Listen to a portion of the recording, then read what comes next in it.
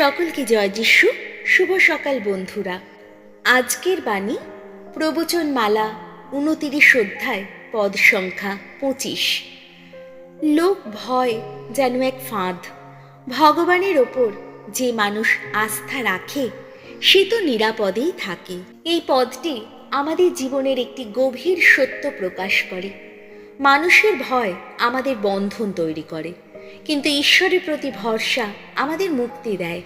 আমরা প্রায়ই সমাজ, পরিবার বা আশেপাশের মানুষের মতামত ও প্রতিক্রিয়ার ভয়ে সঠিক সিদ্ধান্ত নিতে দ্বিধাবোধ করি।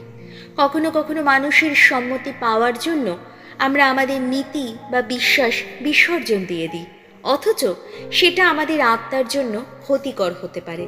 মানুষের ভয় যেন একটা অদৃশ্য ফাঁদের মতো, যা ধীরে ধীরে আমাদের আটকে ফেলে, আমাদের স্বাধীনতা কেড়ে নেয়।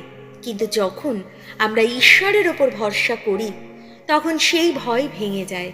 প্রভু আমাদের রক্ষা করেন, আমাদের সত্য পথে পরিচালনা করেন এবং সাহস দেন আমাদের দাঁড়িয়ে থাকার জন্য। এমনকি যখন পুরো পৃথিবীর মানুষও আমাদের বিরুদ্ধে চলে যায়। একটা উদাহরণ আমাদের চোখের সামনে যেন ভেসে ওঠে। একটা ছোট্ট শিশু বাবার হাত ধরে ব্যস্ত রাস্তায় নির্ভয়ে হেঁটে যায়, কারণ সে জানে তার বাবা কোনোভাবেও ওই ভিড়ের মধ্যে তার হাত ছেড়ে চলে যাবে না। ঠিক তেমনি আমরা যদি ঈশ্বরের হাত শক্ত করে ধরি তবে পৃথিবীর কোনো ভয় আমাদের ছুঁতে পারবে না। এসো প্রার্থনা করি। প্রভু, মানুষকে সন্তুষ্ট করার চেষ্টায় যেন আমি তোমার সত্য থেকে সরে না যাই। আমাকে এমন সাহস দাও যেন সব সময় আমি সব ভয় কাটিয়ে আমি শুধু তোমার ওপরেই ভরসা করি।